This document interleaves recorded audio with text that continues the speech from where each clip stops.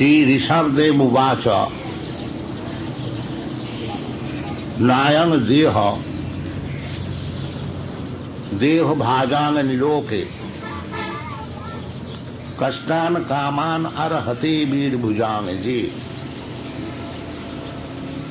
तपो दिव्यं पुत्र का जेना सत्यं शुद्धे जस्मात् ब्रह्म सौखम अनंतम।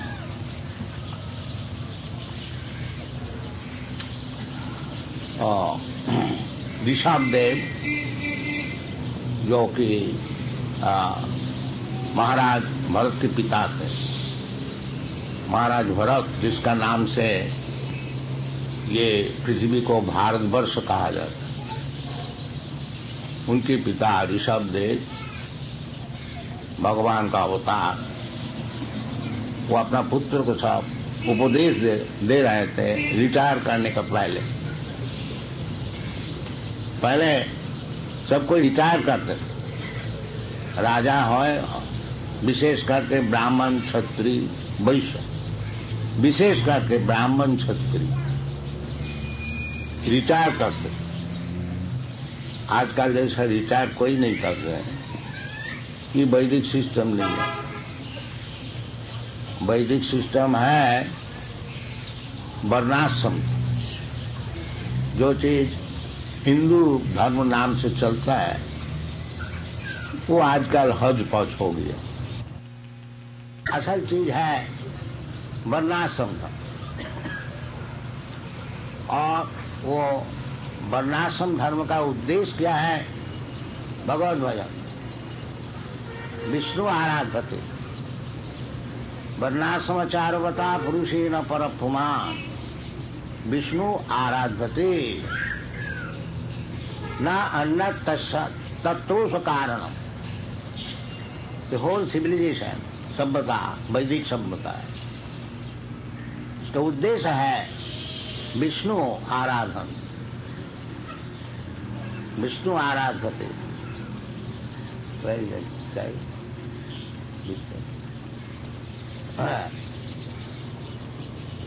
बाकी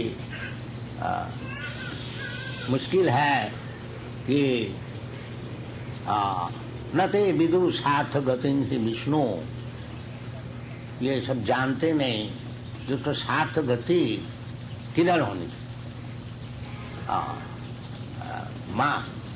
माम एवं शरणं गत, ये साथ गति भगवान जैसे बोल, सर्वधर्मान परित्यज्य मामेकं शरणं, ये साथ गति। तो इस शास्त्र में सब जगह में यही समझाया गया है कि reach the goal of life, जीवन का उद्देश्य क्या है। कि वर्णाश्रम धर्म जो है इसका भी उद्देश्य वही है, विष्णु आराधते पुंसा नान्य तत्व कारण। विष्णु आराधन के लिए सामाजिक विभाग ब्राह्मण क्षत्रिय वैश्य शूद्र और पारमार्थिक विभाग ब्रह्मचारी गृहस्थ वानप्रस्थ संन्यास, ये इसका नाम है वर्णाश्रम का। तो वर्णाश्रम धर्म तो टूट गया सब, है नाम से है, काम से नहीं है। इसलिए चैतन्य महाप्रभु विष्णु आराधन के लिए है, तो उद्देश्य विष्णु आराधन। अब वो वर्णाश्रम जो सिस्टम वो तो टूट गया है, वो फिर रीएस्टैब्लिश करना बहुत मुश्किल है। इसलिए शास्त्र सिद्धांत से चैतन्य महाप्रभु ये कीर्तन संकीर्तन प्रवर्तन किया है, ये शास्त्र सिद्धांत है। कलो दोष निधि राजन ही अस्ति एको महान गुण। कलियुग में भागवत द्वादश स्कंद में कलियुग का विवरण है सब। 5000 वर्ष पहले श्रीमद् भागवत लिखा गया था, उसमें भविष्य में क्या क्या होगा कलियुग में सब बताया गया। तो उस प्रसंग में परीक्षित महाराज को सुखदेव गोस्वामी बताया कि महाराज ये कलियुग है, ये दोष की निधि समुद्र। कहाँ तक इसको दोष और निर्दोष आप विश्लेषण करेंगे? समझ लीजिए एक दोष का समुद्र है, केवल दोष ही दोष। तो इसमें एक महान गुण है, वो कलियुग के लिए विशेष करके, क्योंकि कलियुग में विशेष करके सब पतित है। पतित का कारण, पतित बोलने का कारण यही है कि जो जीवन का जो उद्देश्य है वो भूल गया है। वो केवल इंद्रिय तर्पण करने के लिए दिन भर परिश्रम कर रहे हैं, बाकी जीवन का उद्देश्य क्या है वो नहीं जानते। ये कलियुग का विशेष लक्षण। सबसे सब युग में यही बात है कि भगवान को भूल जाते हैं और ये शरीर पालन करने के लिए दिन भर परिश्रम करते हैं। तो आज नहीं, अनेक हजार वर्ष पहले यही लक्षण ऋषभदेव अपने पुत्र को समझाया, बेटा ये जो शरीर है, अयं शरीर, ये जो शरीर है नीलोके, मनुष्य समाज शरीर सभी को मिलता है, कुत्ता को भी मिलता है, गधा को भी मिलता है, बाकी ये जो मनुष्य को शरीर मिला है, नायन देह, ये जो शरीर है नायन देह देव भाजन निलोक, मनुष्य समाज में जिसको शरीर मिला है, कष्टान कामान न अर्हते, कामान अर्हते वीर भुजान रे। ये शरीर को दिन भर खाली परिश्रम में लगा देना और जीवन का उद्देश्य जो है विष्णु आराधन, उसको भूल जाना, ये उचित नहीं।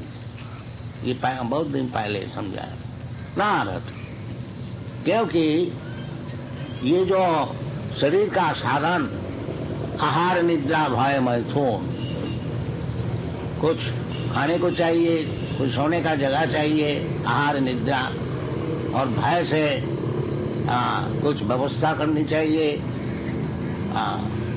आहार निद्रा भय मैथुन, आज स्त्री पुरुष का संभव। तो ऋषभ तो कहते हैं ये सुअर भी करता है, इसमें कोई बहादुरी नहीं है।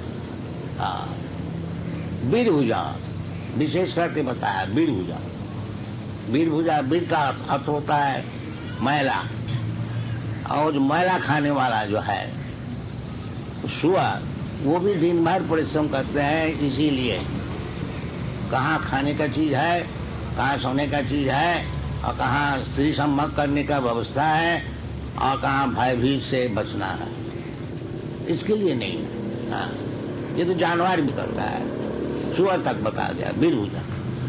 फिर किस लिए है? तपो दिव्यम, ये जो मनुष्य शरीर है तपस्या करने, दिस इज वैदिक सिविलाइजेशन। तपो दिव्यंग पुत्र का जीना सत्तम शुद्धे, ये जो हमारा सत्ता है, आई एम, सबको जानते हैं आई एग्जिस्ट, ये सत्ता शुद्ध करने की। क्या अशुद्ध है? क्या जरूर अशुद्ध है। इसलिए अशुद्ध है कि तुमको मरने पड़ता है। भगवत गीता में भगवान साक्षात बताते हैं, न हन्नते हन्नमाने शरीरे, जीवात्मा जो है वो शरीर ध्वंस हो जाने से वो मरता नहीं। न हन्नते अंतवत्तु में देहा नित्य शोक्ता शरीर न, ये जो अंतवत जो है, जो नष्ट होने वाला है, वो है शरीर। और शरीर का अंदर में जो कि आत्मा है वो नष्ट होने वाला नहीं। तो शुद्धि तो सत्या, ये जो सत्ता शुद्धि, शुद्ध सत्व, स्पिरिचुअल, शुद्ध सत्व का अर्थ होता है स्पिरिचुअल। ये जो सत्ता है ये शुद्ध नहीं है, अशुद्ध है, क्योंकि त्रिगुण प्रकृति क्रियमाणानि गुणै कर्माणि सर्वस्व। ये शरीर यात्रा निर्वाह होता है प्रकृति गुणै, सतरज तम गुण, इसका ऊपर चलता है। जिसको सतगुण है उसको अच्छा शरीर मिलता है, ब्राह्मण का शरीर मिलता है, देवता का शरीर मिलता है। रजगुण है, क्षत्रिय का शरीर मिलता है। इसी प्रकार सब सतगुण कारण गुण संघर्ष सदसत जन्म जोनि की। ये जो ऊंचा नीच शरीर सब मिलता है उसका क्या कारण है? कारण गुण संघर्ष। ये जो प्रकृति का गुण है, सतगुण रजगुण तमगुण, जिसका साथ मैं संग करूंगा उसी प्रकार शरीर हमको मिलेगा। कर्मणा दैव नेत्रेण जंतर देह उपपत्ति। तो विभिन्न प्रकार जो शरीर हम लोग को मिलता है इसका क्या कारण? कारण गुण संघर्ष। ये जो प्रकृति का गुण हम लोग संग करते हैं, जैसा एक रोग होता है इन्फेक्शस, आप जान करके और अजान करके कोई रोग का बीजाणु को अगर संसर्ग करेंगे तो वो रोग से आपको भोगने पड़ेगा।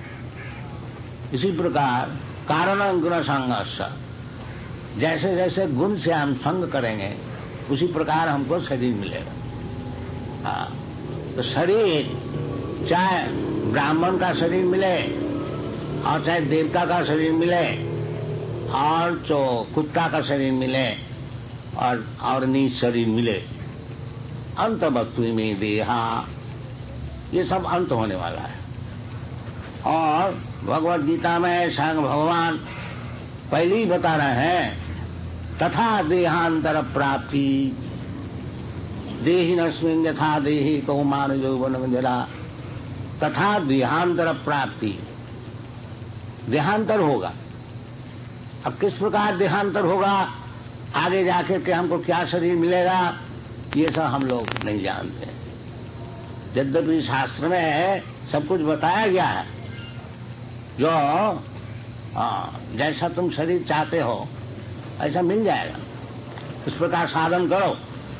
जानती देव वृता देवान पितरीन जानती पितृव्रता भूते जानती भूतानी मज्जाजिनो भी जानती माम। यदि उच्च लोक में जाने चाहते हो, स्वर्गलोक, जनलोक, महलोक, कपलोक, अनेक सब उच्च लोक है, उधर भी जा सकते हो।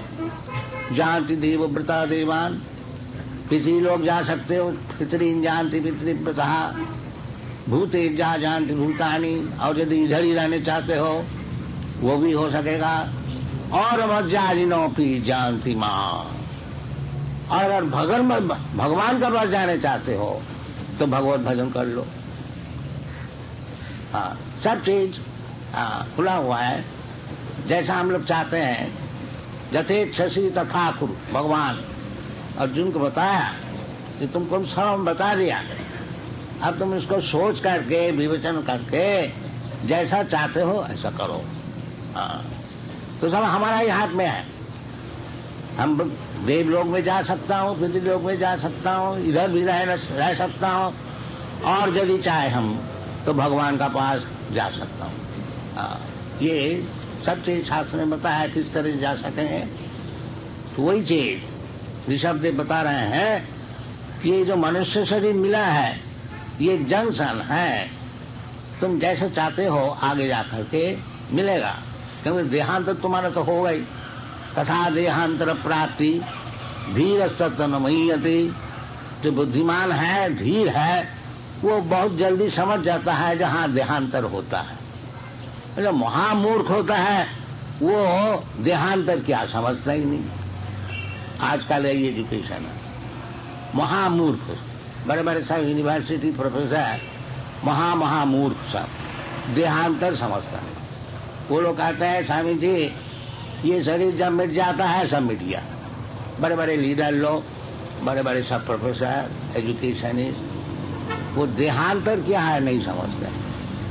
और भगवान स्वयं बता रहे हैं और उदाहरण भी दे रहे हैं कि कौमार यौवन में जरा, यथा एक बालक है उसको जवान होना ही पड़ेगा, देहांतर। वो बालक शरीर नहीं रहेगा, उसको युवक का शरीर मिलेगा। अगर कहते हैं नहीं हम युवक नहीं होंगे, तो वो कहने से क्या होगा? प्रकृति का नियम है, होने पड़ेगा। और अगर युवक कोई कहते हैं हम बुढ़ा नहीं होंगे, तो बोलने से क्या होगा? होना ही पड़ेगा। तथा देहांतर प्राप्ति, तुम बोलने से क्या होगा? हम देहांतर नहीं होंगे, वैसे ही देह में सब शेष कर दें। बोलने से नहीं होगा। प्रकृति क्रियमाणानि गुणी कर्माणि सर्वश अहंकार विमूढ़ात्मा कर्ता हम इति मन्यते। जबरदस्ती बोलने से क्या छूट जाएगा? नहीं, ये संभव नहीं। तो ये सब आजकल एजुकेशन दिया जाता है कि देहांतर नहीं है, परजन्म नहीं है, पूर्व जन्म नहीं है, और स्वर्ग नहीं है, नरक नहीं है, और अनेक प्रकार शास्त्र में जो सब बताया गया है उसको मानते ही नहीं। तो क्या किया जाए? इतना मूर्ख हो गया ऐसा। और भगवान खुद बता रहे हैं, जशास्त्र विधि मुत्सृज्य वर्तते कामकार न सिद्धि सवाप्नोति। जो शास्त्र सिद्धांत है उसको जो मानते नहीं, अपना मन माफिक काम करते हैं, उसको जीवन तो असफल होगा ही। न सिद्धि सवाप्नोति, और न सुखम, सुख भी नहीं मिलेगा, और परागति का तो बात ही छोड़ दीजिए। ये सब चल रहा है। इसलिए हम लोग थोड़ा प्रयत्न कर रहे हैं कि ये कृष्ण कॉन्शसनेस मूवमेंट में जो हमारा शास्त्र में जिस प्रकार लिखा है उसको ग्रहण किया जाए, जीवन को सुधारा जाए, और आगे जाके हमारा उद्देश्य, जीवन का उद्देश्य क्या है उसको सफल किया जाए। तो ये सब शब्द है, आज नहीं, बहुत दिन पहले यही बताया जाता है कि देहांतर प्राप्ति। और ये क्वेश्चन देहांतर क्यों है? देहांतर इसीलिए होता है कि सत्ता शुद्धि नहीं। जैसा कोई आदमी बीमार हो जाए तो उसको दुख भोगने पड़े। तो इस शास्त्र में बताते हैं, जहां आपने भौतिक शरीर ग्रहण किया आपको दुख भोगने पड़ेगा। दुख अनेक प्रकार होता है, कुछ ना कुछ आपको दुख भोगने ही पड़ेगा। क्योंकि असन्नपि क्लेश देहास देह, यद्यपि ये शरीर सब दिन के लिए नहीं है, जब तक ये शरीर रहेगा क्लेश दुख देगा। हम लोग सबको यही प्रयत्न करते हैं। तो दुख निवृत्ति, किस तरह से दुख निवृत्ति है? तो दुख निवृत्ति क्या चीज है वो जानते ही नहीं हम लोग। इसलिए भगवान साक्षात बताते हैं, जो तुम्हारा जो असल दुख है, जन्म मृत्यु जरा व्याधि, तुम तात्कालिक सामयिक जो दुख निवृत्ति करते हो, वो तो शरीर जो सुख मिला है वो शरीर का साथ साथ वो सब मिट जाए, फिर तुमको और एक शरीर लेने पड़ेगा अपना कर्म का अनुसार, और उसका दुख भोगने पड़ेगा। तो यदि दुख से आत्यंतिक दुख निवृत्ति यदि चाहते हो तो ये सत्ता का शुद्ध करो। उसके लिए तपस्या, तपो दिव्यं पुत्र का जेन शुद्धे तो सत्ता शुद्धि करो। और वो सत्ता शुद्धि करने का मौका किस समय मिलता है? अयंग देहा निदेह नीलोके, नायंग देह देहो भाजांग नीलोके कष्टान कामान। इस शरीर को जो इतना मूल्यवान शरीर है, जिसमें कि तुम सब दुख को नष्ट कर सकते हो, यही शरीर में, वो शरीर को ये सुअर कुत्ता का ऐसे लगा करके केवल भोजन और स्त्री संभाग और आहार निद्रा भय मृत्यु में, और उसके लिए दिन भर तकलीफ करना, ये उचित नहीं है। ये ऋषभ देव का उपदेश, नायंग देह देह भाजांग निलोके। चाहिए कुछ, शरीर जब मिला है हमको कुछ खाने को चाहिए, ये तो जरूरी बात है, और सोने का भी जगह चाहिए, और इंद्रिय है उसको भी थोड़ा भोग चाहिए, और वैसे भी किस तरह से निवृत्ति हो, ये जरूरी है। बाकी इसी के लिए केवल जीवन है, ये महामूर्खता है। हाँ, जीवन का और कुछ उद्देश्य है। हाँ, वो उद्देश्य क्या है? तपस्या, दिव्यम, दिव्य चीज लाभ करने के लिए तपस्या। हाँ, इसलिए समाज का विभाजन है। जब ब्राह्मण, क्षत्रिय, वैश्य, शूद्र, जो ब्राह्मण लोग है वो अपना जीवन में तपस्या किस तरह से करने होता है दिखाता है। समो दमो तितिक्षा आर्जव ज्ञानम विज्ञानम आस्तिकम ब्रह्म कर्म स्वभाव। ब्राह्मण आइडियल लाइफ को दिखाते हैं, दिखाकर सिखाते हैं। इसलिए ब्राह्मण शिक्षक है, गुरु है, शास्त्र में बताया गया है। और क्षत्रिय ब्राह्मण से उपदेश लेकर के प्रजा जिस तरह से जीवन यापन करने से उसको उपकार होगा, ये क्षत्रिय का काम है। और वैश्य का काम है खाने का चीज सबको मिले, उसका बंदोबस्त करें। कृषि गो रक्षा वाणिज्यम वैश्य कर्म स्वभावजम, खाने का चीज मिल जाएगा। कृषि कार्य करने से, अन्न पैदा करने से, भगवान खुद भी बताते हैं अन्नाद भवन्ति भूतानि, खूब अन्न पैदा करो। खूब नहीं, जितना जरूरत है। अन्नाद भवन्ति भूतानि, पर्जन्यात अन्न संभव। और अन्न तभी संभव होगा जब ठीक ठीक बरसात होगा। पर्जन्यात अन्न संभव, यज्ञात भवन्ति पर्जन्य। और यदि यज्ञ करेंगे आप तो यथा समय आपको वृष्टि मिलेगी, और जिसमें जमीन में आप अच्छी तरह से बड़ा सहज से अन्न पैदा कर सकेंगे। यज्ञात भवन्ति पर्जन्य, पर्जन्यात अन्न संभव। ये सब शास्त्र में विधि है। सरल भाव से आपको खाने की चीज मिला और आनंद से रहा, और बाकी समय जहां हमको मिला तपो दिव्यम, तपस्या करो। ये सिविलाइजेशन है, ये सभ्यता है। और ये सभ्यता नहीं है कि केवल सुअर का ऐसे दिन भर कहाँ गु है, देखो जी देखो जी देखो। This is not civilisation. नायंग देहो देहो हाजांग निलोक कष्टान, और उसके लिए दिन भर परिश्रम करना है। लाओ जी रुपया, लाओ रुपया, लाओ रुपया। इदम अद्दा माया लब्धम इदम प्राप्ति पुनर्धनम। ये जो आसुरिक सिविलाइजेशन है, अब तो इतना रुपया मिल गया है, अब इतना और चाहिए, इतना बैंक बैलेंस होना चाहिए। इसी तरह से सारा जीवन सुबह ऐसे परिश्रम करके केवल खाने सोने और संभोग करने के लिए, ये जो सभ्यता है ये उचित नहीं है। कम से कम मनुष्य जीवन में ये उचित नहीं है। तपस्या करनी चाहिए। तपो दिव्यम। और कलि युग में वो तपस्या बड़ा सरल। ये आप जो बता रहे हैं, कलि युग में तो दोष ही है, परंतु एक सुविधा है। वो क्या है? कीर्तनादेव कृष्ण से मुक्त संग परम भज।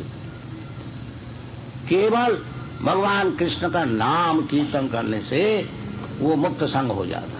ये जो दोष है, कलो दोष निधि, ये दोष से छुट्टी मिल जाती, निर्दोष हो जाती। ये चैतन्य महाप्रभु बता, चेत दर्पण मार्जनम। दोष सब कहाँ है? ये सब हृदय में ही है। सब जितना दोष हमारा है, डार्टी थिंग्स, वो सब हमारा हृदय में। तो ये जो हरि कीर्तन है, ये चैतन्य महाप्रभु समझा है। जो हरि कीर्तन करने से पहली जो बात है, चेत दर्पण मार्जनम। ये जो चित्त है, चित्त शुद्धि हो जाए। ये जो हम समझते हैं कि मैं ये हिंदू है, ये मुसलमान है, मैं इंडियन है, मैं अमेरिकन है, ये सब क्या चीज है? ये सब उपाधि है।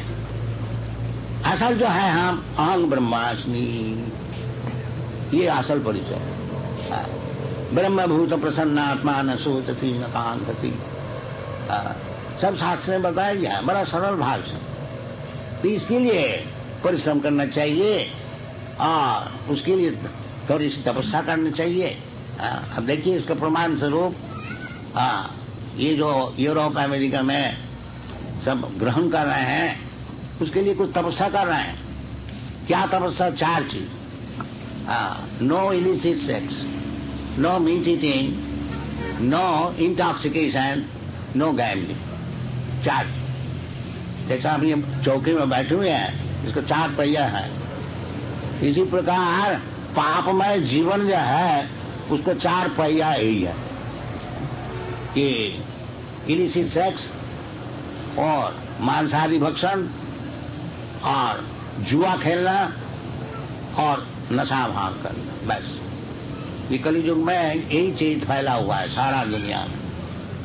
तो इसको छोड़ना थोड़ा मुश्किल है। बाकी तपस्या छोड़ने में हमारा तकलीफ होगा। बाकी तप का अर्थ होता है जो वॉलंटरीली थोड़ा तकलीफ सहन कर लेगा, उसका नाम है तपस्या। तपस्या ये नहीं है मैं ज्यों तो के रह गया और टेबल चेयर में बैठ करके सिगरेट फूकते फूकते तपस्या हो जाए। नहीं, तपस्या के लिए थोड़ा तकलीफ उठाना। तो ये जो बालक लोग हैं, ये जो तपस्या कर रहे हैं कि 4 चीज छोड़ देना, तो क्या मर गया है क्या? ये बचपन से वो बहुत, जब शिशु रहता है उनका माता पिता इसको सिखाता है पाउडर, वो मीट पाउडर, उसको पानी में घोल करके उसको जबरदस्ती चमचा से सिखाएगा। ये देश है। तो बेचारी का दोष नहीं है, शुरू से सिखाया गया है। मांसाहारी भक्षण, पिता माता शराब पीता है और बच्चा बैठे हैं उसको सोडा वाटर लेमनेड देता है, वो भी सीखे। अभी शराब नहीं पी सकेगा, थोड़ा सोडा वाटर पिए, बाकी वो सीखता है। सॉफ्ट ड्रिंकिंग इसको बोला जाता है, सॉफ्ट ड्रिंकिंग। तो उसको बेचारी को सिखाया जाता। वो जब भूल गया तपस्या करने के लिए, हमारा भारतीय कितने मुश्किल है। बाकी नहीं, तपस्या नहीं करेंगे। बाकी तपस्या करनी चाहिए। बिना तपस्या काम सफल नहीं। पहले तो बड़े बड़े ऋषि लोग, मुनि लोग, राजा लोग सब घर छोड़ करके जंगल में जा करके हजारों वर्ष तपस्या करते थे। वो तो कलियुग में संभव ही है नहीं। तो थोड़ी सी तपस्या है कि ये 4 चीज छोड़ दो और भगवान का नाम कीर्तन करो। ये क्या मुश्किल है क्या? ये जरूर करनी चाहिए। यही हमारा कृष्ण कॉन्शियसनेस मूवमेंट सारा दुनिया में प्रचार कर रहे हैं और वही चीज भारतवर्ष का तो ही है। आप लोग भी ग्रहण कीजिए। ये आसुरिक जीवन यापन करने से कोई लाभ नहीं है। इदम अद्दमया लब्धम इदम प्राप्ति पुनर्धनम। आज इतना रुपया है, फिर कल इतना रुपया हो जाएगा, फिर कल और परसों और कुछ हो जाएगा और कुछ हो जाएगा। ये सब होते होते एक दिन जमरा जाएगा, लात मार के सब छीन छान लेकर के जाओ कुत्ता बनो। ये होता है। तथा देहांतर प्राप्ति, जैसा कर्म करेंगे ऐसा शरीर मिलेगा। वो प्रकृति क्रियमाणानि गुणी कर्माणि सर्वस्व, वो तो प्रकृति का हाथ में है। उस समय तो बड़ा साहब होने से कुछ काम नहीं चलेगा। उस समय बड़ा साहब प्रकृति है कि बेटा अब तुम कुत्ता बनो। कुत्ता का तुमको मनुष्य जीवन दिया गया था, उसको तुम व्यवहार नहीं किया, कुत्ता का ऐसा काम किया है,